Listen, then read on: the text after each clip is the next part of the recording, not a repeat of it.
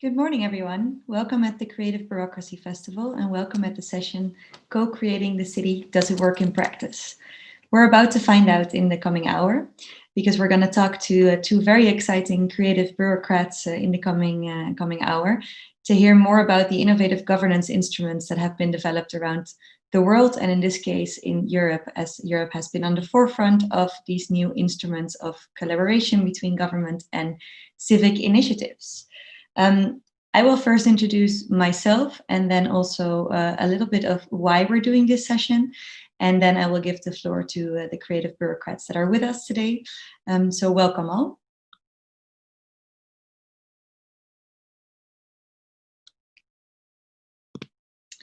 So my name is Charlot Schans. I'm an urban sociologist and advisor at STIPO. I'm also recently appointed as the director of Placemaking Europe and community manager of Stapmakers Fonds. This will all start to make sense, hopefully, in the coming minutes.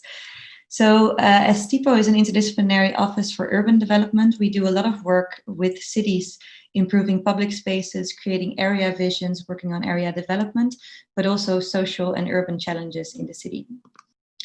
We do so along a series of different values, among them being the soul of the city and sustainable lasting quality of the areas that we develop, public use and mixed use of the city.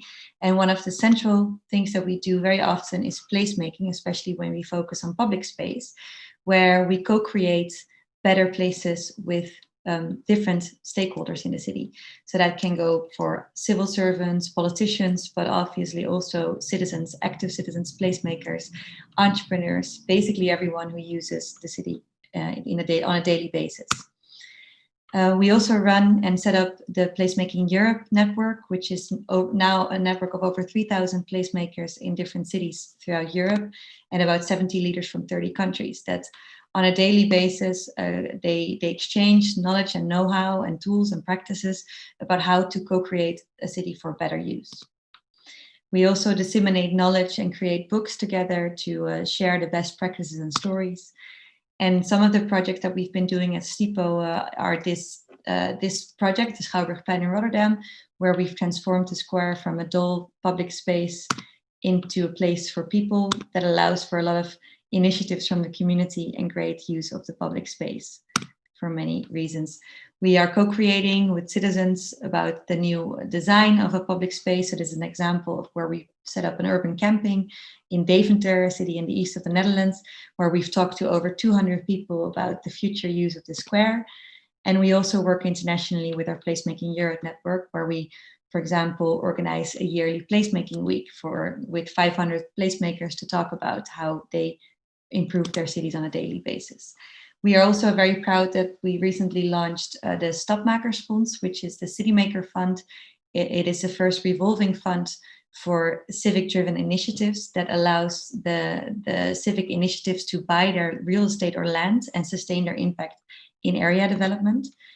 And what we've learned from all these experiences is that placemaking or co-creative city making, so to say, isn't always a happy marriage with bureaucracy, because it's somewhat contradictory. Like co-creation is about experimentation and about collaboration, where the bureaucracy is very necessary to work on uniformity or accountability or more predictability. So that doesn't always match and isn't such a happy marriage always. But luckily, a lot of cities have been experimenting the last couple of years with very innovative governance instruments that allow, for example, for co-creation, or where Decide Madrid works on more direct democracy, where citizens can decide where the public spending goes of the city through the use of a platform called Consul, or, for example, the city of Paris that has been working on participatory budgeting, where people can hand in their own ideas, and 250 ballot stations throughout the city, people can vote for the best initiatives or support mechanisms for civic initiatives like we're seeing with Crowdfund London or the BIPSIP program that we will be hearing about today. And some cities even take it further. So this is an example from the city of Rotterdam, but it's been experimented with in the UK a lot, where there's community rights, where civic initiatives can actually challenge the city because they can actually fulfill a task better, in their opinion, and they use the right to challenge to actually get the task done from the perspective of a civic initiative. And for the past years, we've been studying over 60 cities that have these innovative governance instruments running.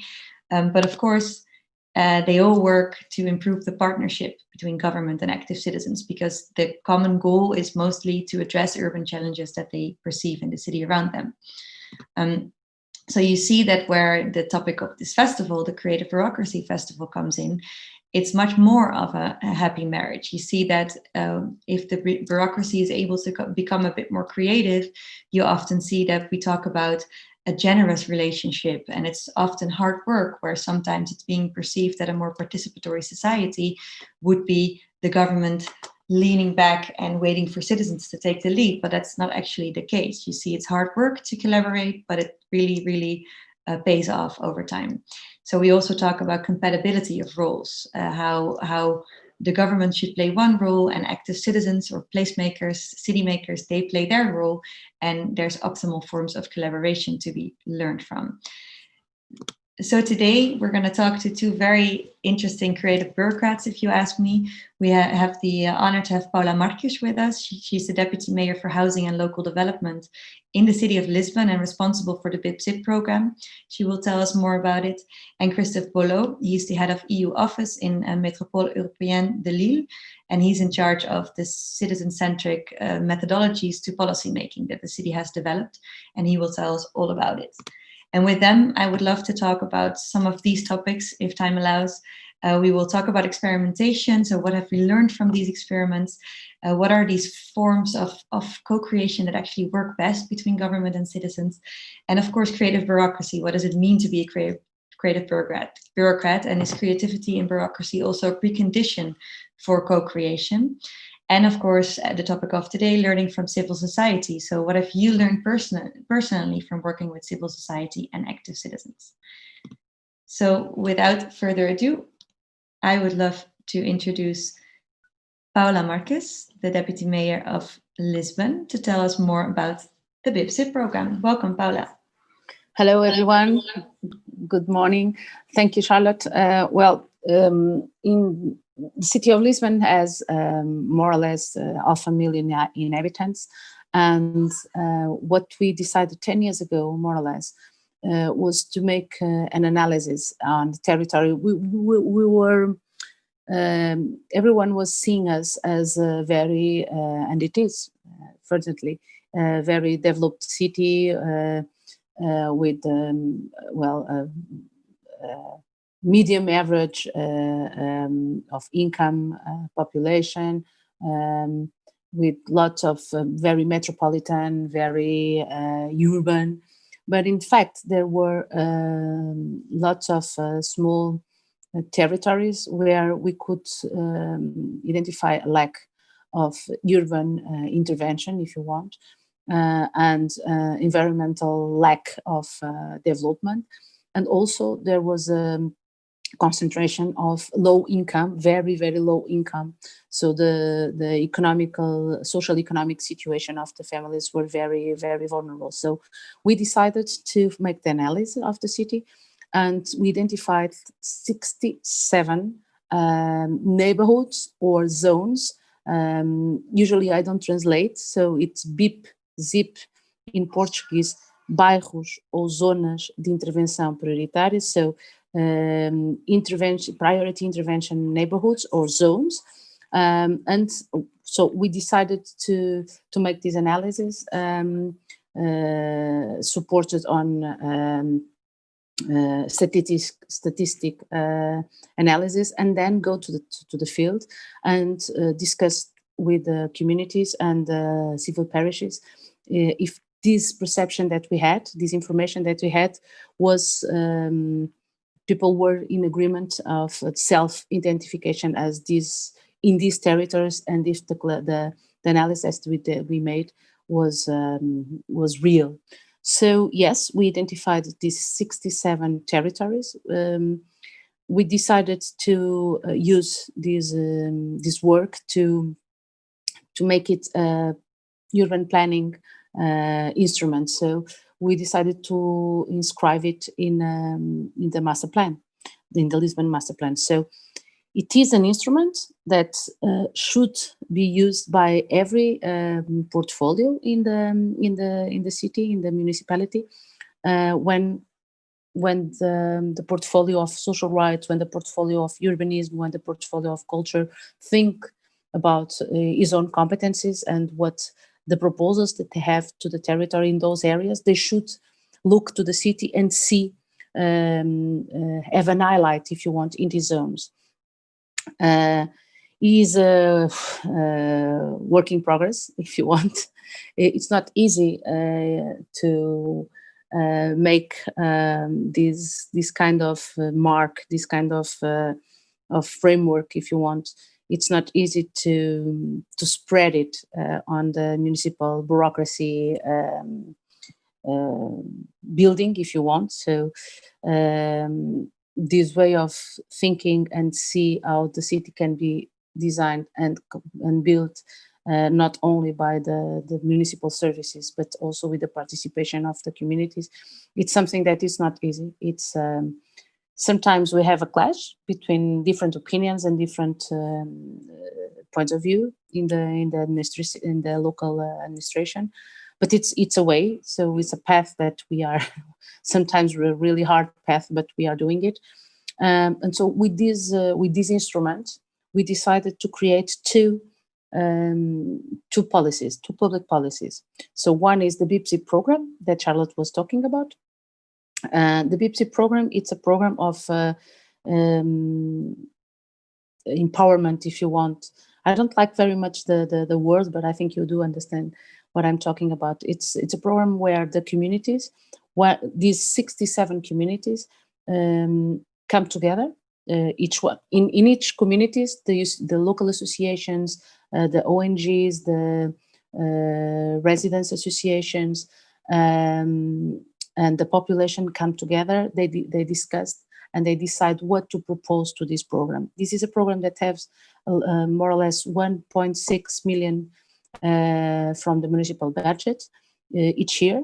So the communities apply to this program, and the ones that are selected, it is their own responsibility then to carry on the project. So it's a little bit different from the participatory budget, where people vote and then the municipalities do make it true. In this case, it's the communities that have the responsibility to make it true. So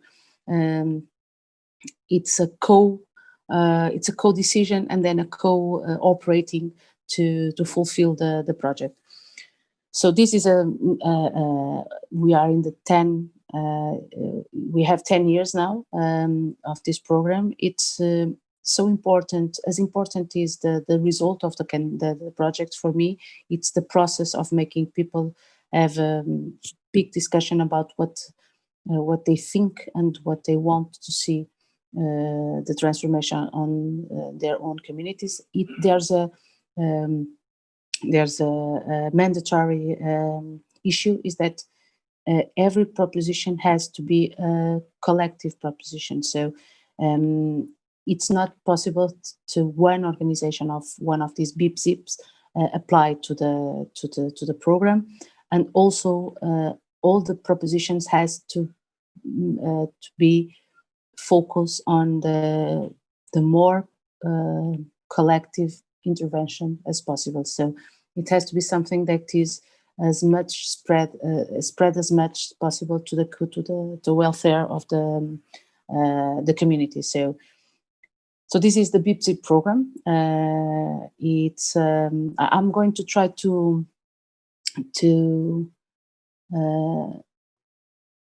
I was trying to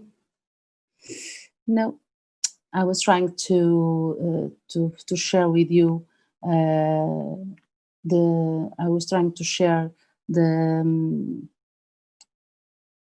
my presentation with some figures, but it's not. I think I have a technical problem, and in fact, I cannot. It's not working, so I'm not. I'm not going to. Yeah, it's not working. Sorry.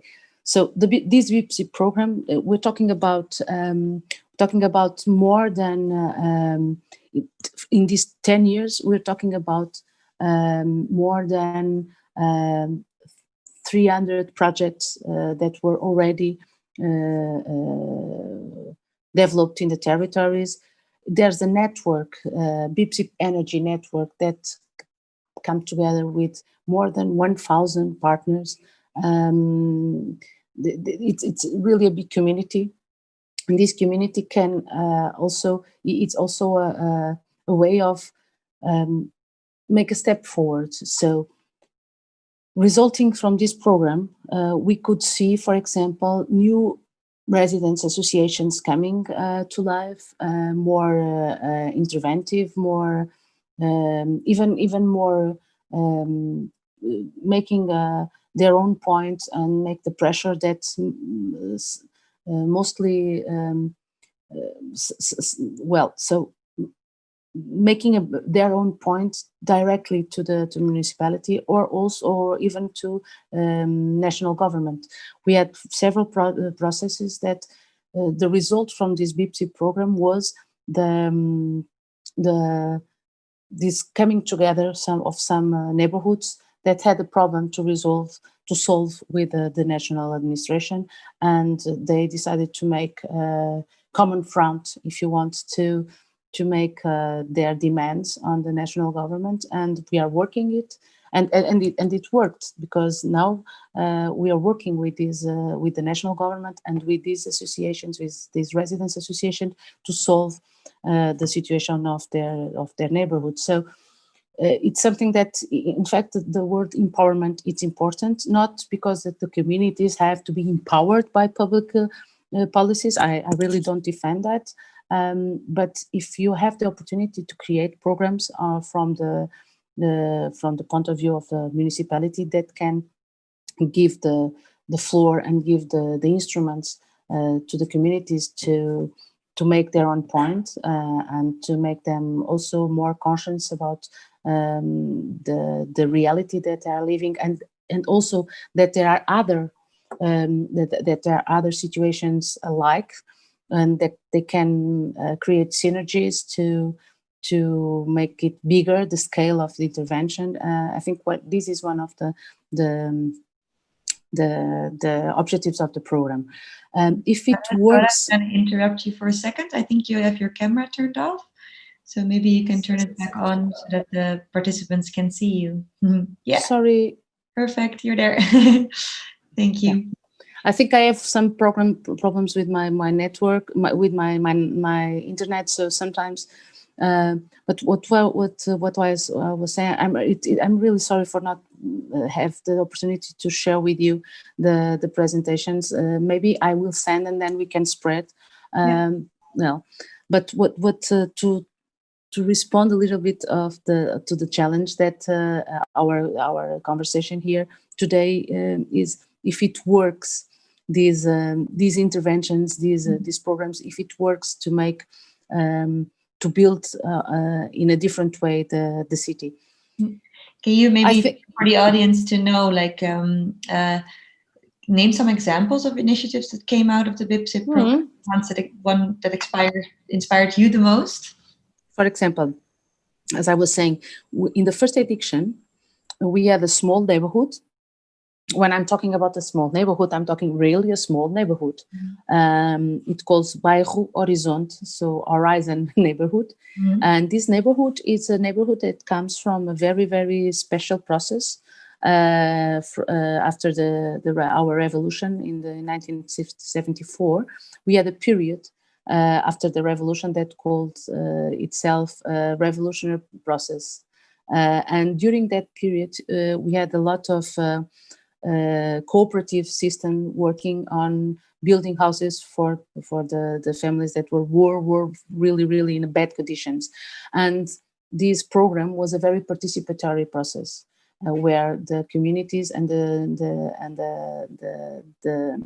population decided what kind of houses they wanted to be built, and they hired directly the architects. So it was something that was really empowerment for the people that like 2 years before, they were not listened, and they were invisible, if you want. So it was a very important process. Unfortunately, this process didn't had a successful ending. So the bureaucracy of the state made that a limbo in these neighborhoods for, I would say, 40 years. Okay, for 40 years, these neighborhoods were in a limbo. They didn't have their urban situation defined. They were considered illegal, if you want, and they were not. So we started this first edition on the BIPSIP. It was something very subtle. It was something that we needed to make the community come together, and we started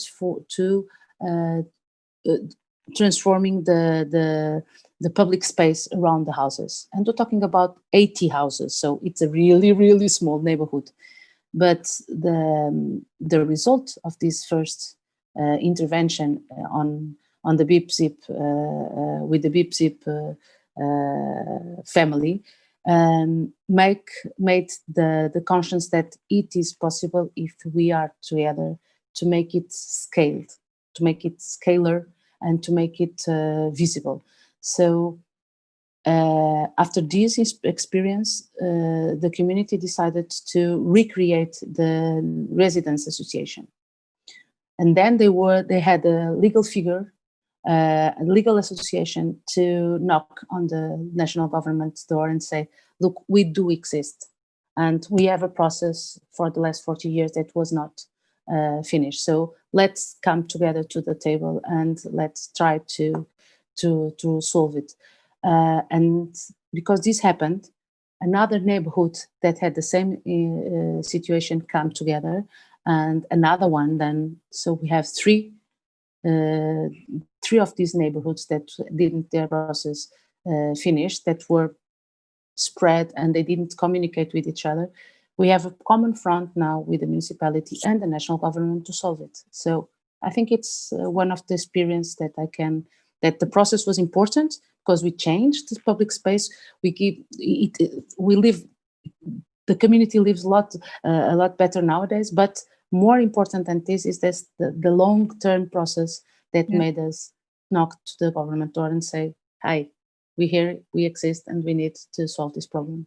Yeah, very powerful. Thank you so much for now, Paula. Thank you. I've been just informed by the team that there have been some difficulties with indeed sharing the presentation, so maybe we can do so after. I hope it was still easy to follow. Okay. We're gonna go now to Christophe's presentation, and then we get back to you, so please stick around. Okay. We would love to talk a bit more. So here's Christophe Bolot. He's the head of the EU Office of Lille Métropole, and he will tell us about the citizen-centric design methodologies of the city. Welcome. Thank you, Charlotte. I'm very happy that you invited me to present the way in Lille Métropole we are co-creating the city, because the title of this workshop is really our motto in Lille, to co-create the city. So I'll explain you why. But first, Lille Métropole is the gathering of 95 municipalities around Lille, to which these municipalities have transferred most of their competencies in terms of urban development, urban networks like transport, water, and so on.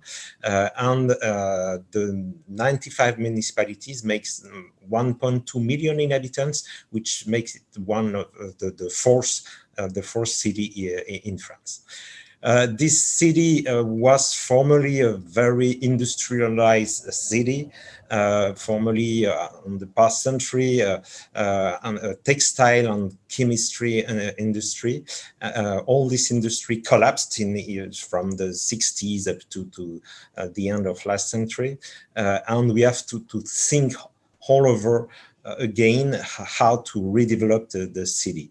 And there are still plenty of remain of this former industry in terms of brownfields, which still have to be transformed, to be refurbished, to be renovated, and above all, with people, lots of people who have remained with very low incomes. We have remained apart from the new economic dynamics, which brought from our diversification policies. So, if I come to the topics, in Lille, we have decided that design thinking methodology is a strong driver for innovative project policies and services, because they are co-created with not only with citizens but with end users, and in all fields which constitutes the city, in economic development, urban development, social, environmental, culture, and so on. So let me, here it is. You can see the screen? Yeah, okay, great. So the story started 10 years ago when we decided to create a design agency, a public design agency in terms of economic development. The idea was to help companies, SMEs, to use design in order to diversify their production and to think out of the box and to have new products which could succeed in the market. So this agency was run since 2011, and they enlarged the scope of their intervention from industry to housing to urban development project and to public services. And they proposed us in 2016 to apply for World Design Capital. I don't know if you know about it. It's a competition, a challenge organized by the World Design Organization, which is based in Montreal, in Canada, and which every 2 years designates a city for its effective use of design or any user-centric methodology in driving their development projects. So the competition took almost 1 year and a half, and we won it in 2017 for being a 2020 capital, World Design Capital. So we were not designated as such for our assets, but mainly for and our asset in terms of design, but mainly for the idea that we wanted to launch the biggest experimentation of the use of design in cities project led by different stakeholders. The idea was to launch a call for project, which could be one of the major call, and to imply all type of stakeholders from in different topics, in different fields like culture, like social economy, like town planning, of course, housing, and so on. So we got it, and we should have started the demonstration early this year, but with the COVID, it was not possible. So the idea was in 2018 to launch a call for project to all these stakeholders to propose proof of concept of the use of design in their project, what we call POC, proof of concept. And the idea, this was the message, let's POC together.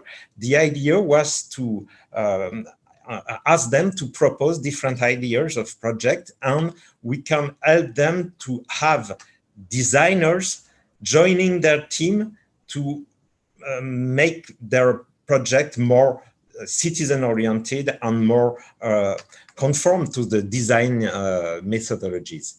And we thought to have 100, 200 POC ideas proposed. We had more than 600. We are very, very surprised. And the idea was that this project would be developed from 2018 up to 2020 and should be showcased in different places in Lille. We call them POC houses, Maison POC, and we have almost 300 POCs projects which are now at the moment showcased in 6 different POC houses, one dedicated to care, one to housing, living, one dedicated to mobility, one to collaborative city, and one to circular economy, and the last one to the design of public services.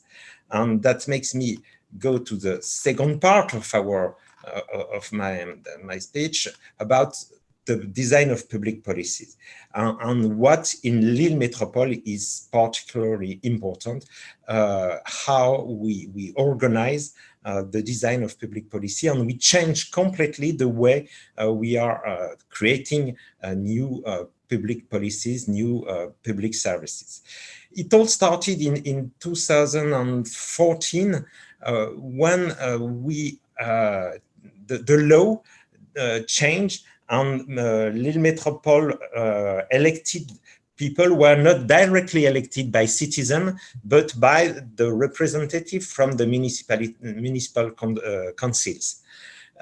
In 2014, the law changed, and the councillor of Lille Metropole were to be elected directly by citizens. So it changed completely the way that people were considering all our establishment, our administration, and we have to change the way we were making policies.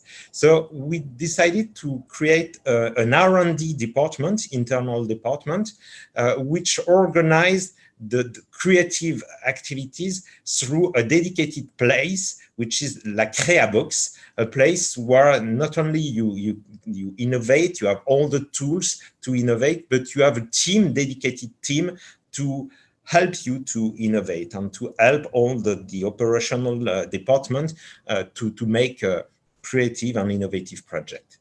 Then in 2017, I think, we joined an initiative which is called La Transfo. I don't know if you have heard about it.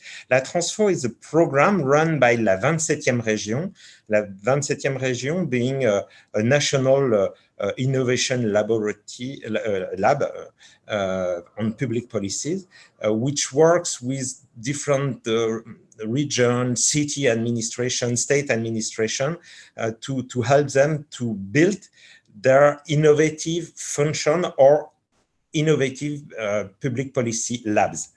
So we join La Transfo on the program. The idea, which is one of the main ideas of design thinking methodology, is to organize immersion period for people to observe the situation where the public service or the public policy takes place. So the idea was with La Transfo to organize long periods from 7 to 10 weeks where people from Lille Metropole with experts from La Transfo, designers, mainly designers, they are spending a lot of time in the situation where the public service is consumed, is used, is organized. So we ran La Transfo during 2 years in different topics like housing, like transport, in most of our policies. And a thing which is very important, it's not only to observe people and build solutions with them, but also this, we need to think with our hands. The idea is that after observing, we have to propose new products, new services, new policies, and we have to touch them. So the idea is the prototype. To prototype, well, when it is material, it's very easy. When we talk about urban furniture, it's easy. But when it is a policy on, for example, urban planning for 20 years project, it's quite difficult. But the idea is always to go through these steps. After observing, you have to make the project physically and to touch it, to test it, always with the end users, mainly the inhabitants, but also all the stakeholders. So that's La Transfor, and that's the main purpose of design methodologies.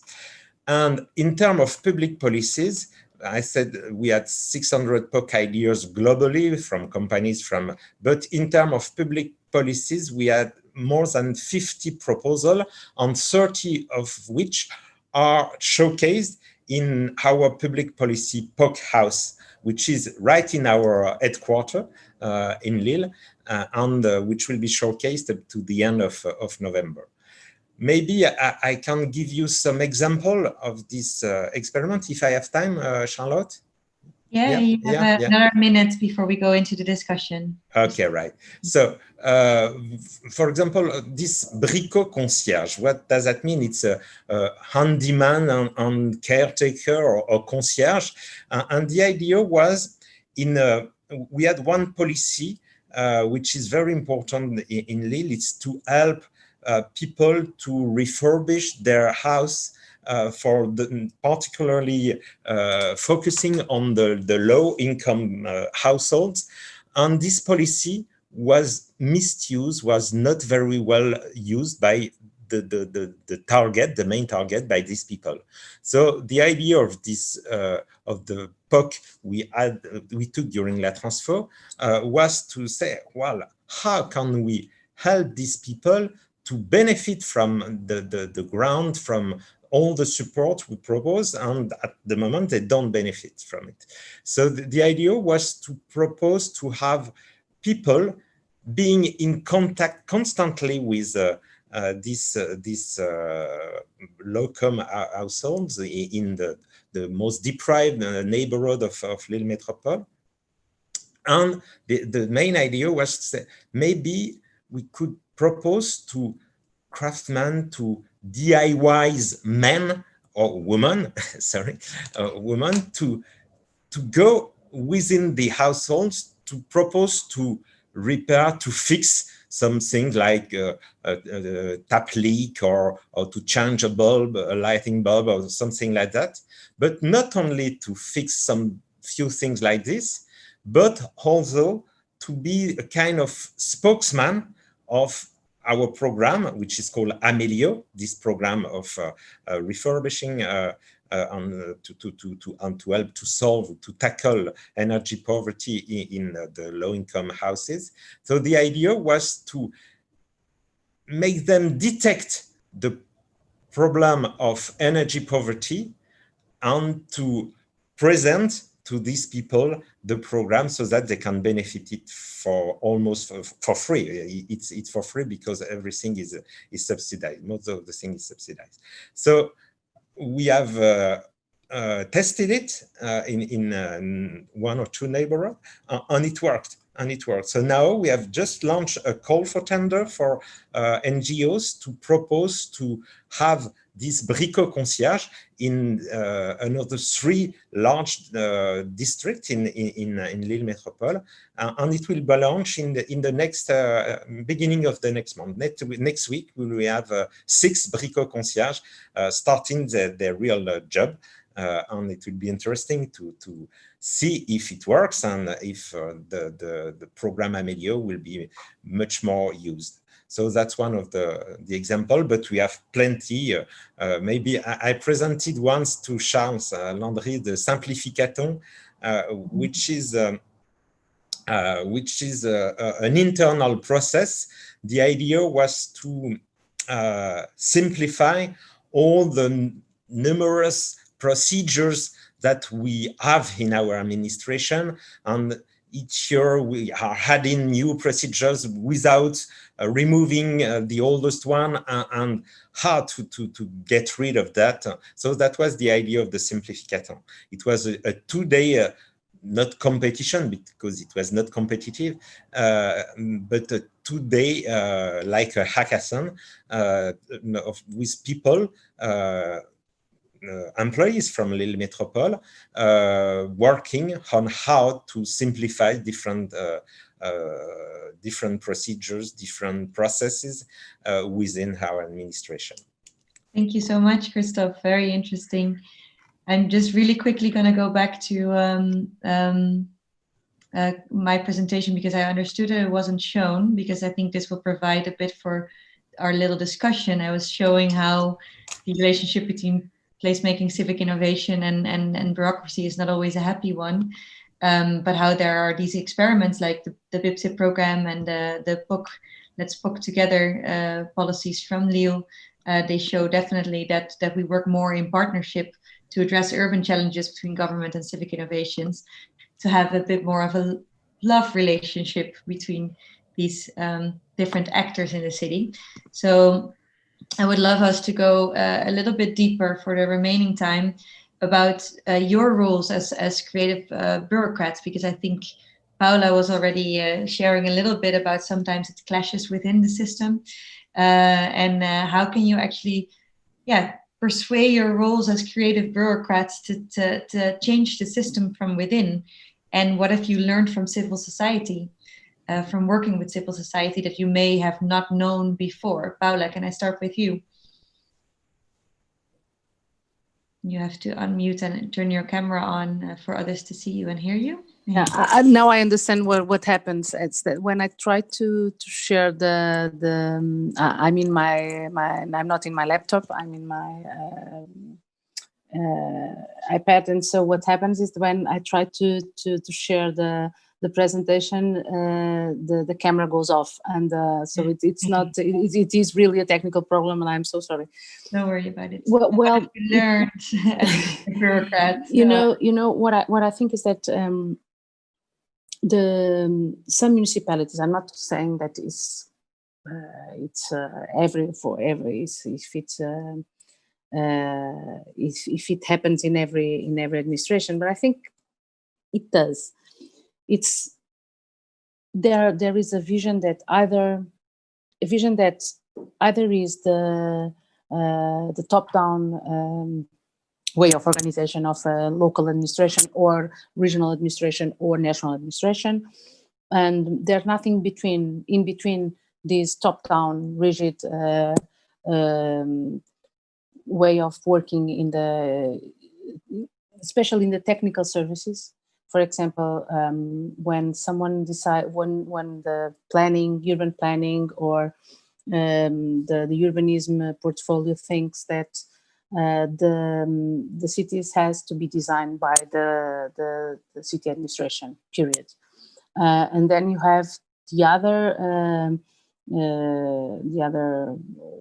the opposite idea that everything that the public service do, it's very bureaucratic and negative and very detached from the citizens. And so what is important is the local initiatives, the citizen initiatives, and these polarized opinions, if you want, and more than opinions, frameworks, if you want. And what I think what we have to create is in between. Yes, there are things that has to be designed and decided. Also because there's a legitimacy on we were elected with a program, and we are responsible to make the accountability of it. So yes, but you can choose how to develop your role in it. You can decide to be a top-down decision and a top-down and detached from the communities, or you can work and discuss the way to make it through with the communities. And you have to be open to criticize, to critics, and to change it if necessary. It's not if necessary, if it makes sense. So I think what we have to create is this in between these two opposite ways of think about the city building, and yes, there are clash between these two ones, these extreme two ones. So what I think we need to find it's a way to in between, and in between is not an hybrid. Okay, in between it's not an hybrid or indecised. It's someone that thinks, that knows what is this responsibility and choose a way, a path to make it through. But it's not easy. It's really not easy. it's not easy with the, if you want, the politicians that are elected. We don't have all the same opinion on how to make our own work. And it's not easy, specific inside the negative bureaucratic system on a municipality, for example, as Lisbon. We have 10,000 workers. Yeah. So in a city of 1 million, 500,000 inhabitants. So it's a culture that is very deep inside the public administration. But I think there's a way, there's a path to do it. You're clearly showing how you are using your role, at least as an elected official, to change it step by step and get more people on the same page. Where I think also the track record of the BIPSIT program helps a lot, because it's been tremendously successful throughout the last 10 years. So I think that helps getting other people on board as well. How is that for you, Christophe, about your role as somebody who's persuading these dreams within the city of Lille? Well, I think the lessons we can learn from this experiment is that we have generated a real enthusiasm among the different stakeholders, among the population. There was a real emulation with all these ideas and projects using design, and we were very, very surprised about that. And we had, for example, plenty of projects in terms of participatory housing. People who want to take part to the design, the conception of collective houses or buildings from the beginning. And that is a very, very important point, is having people concerned from the beginning of the process. And we were not used at all with that.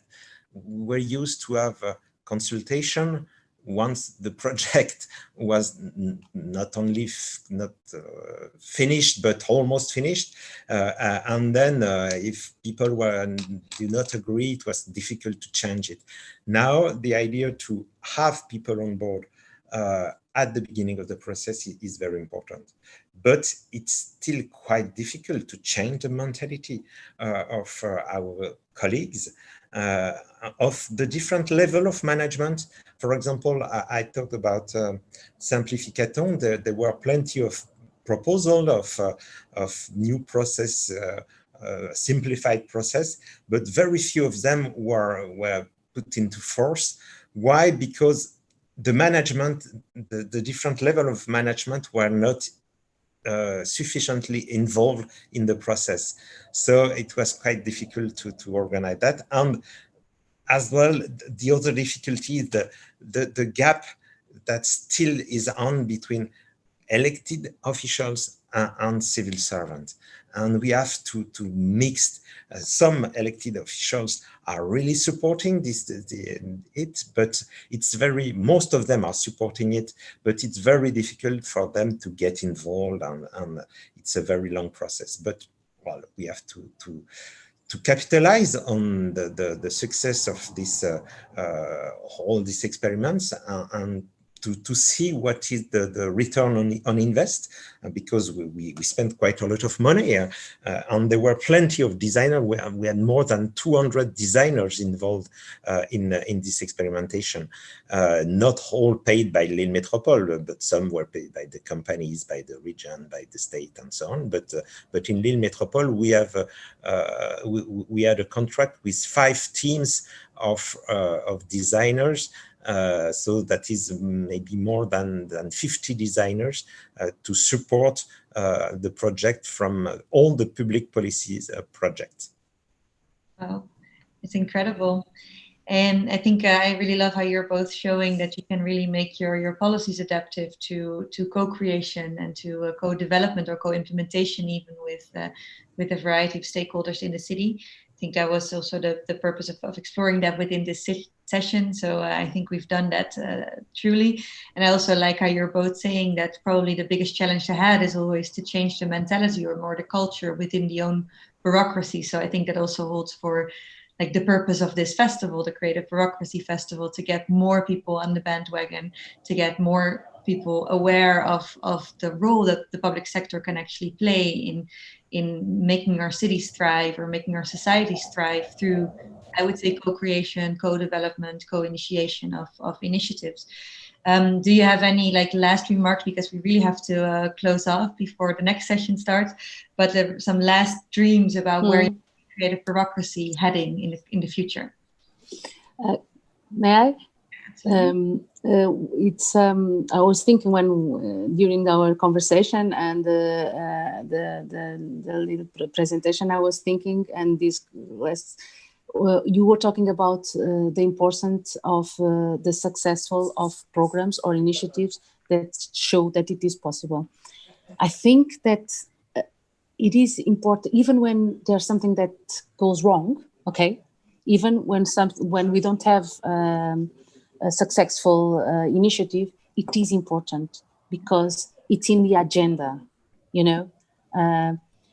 When something goes wrong, because it happens, I'm quite sure that all the people that are with us are saying, yes, sometimes it happens.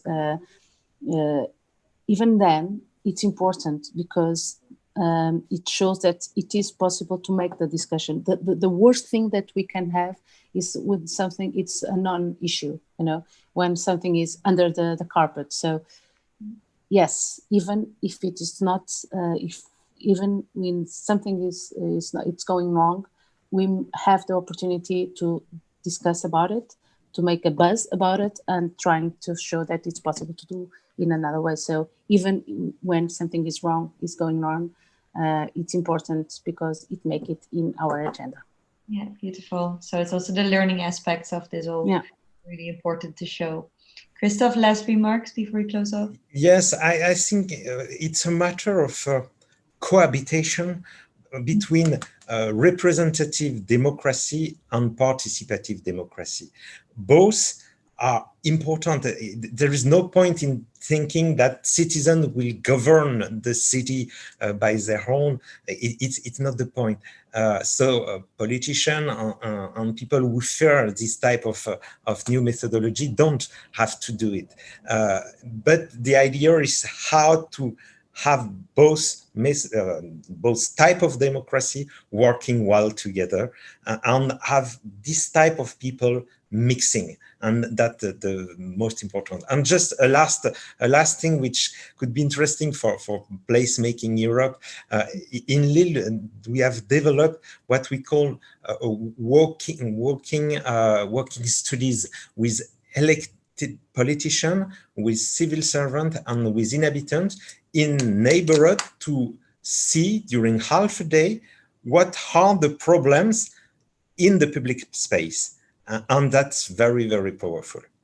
Yeah, thank you so much. So thank you for rounding it up also from the aspect of placemaking, the presentation that we didn't get to see, but we'll be able to share it afterwards. And if you like to learn more from these co-creative initiatives, please join our Facebook group, because there's thousands of placemakers sharing their best practices and experiences every day. And with that, I would love to thank Paula, Marques and Christophe Bolot for their great contributions to this discussion. And we hope to continue to work on a more creative bureaucracy. Thank you so much. Thank you. Bye-bye. Thank you. Bye-bye. Bye-bye. Bye-bye, Christophe. Bye.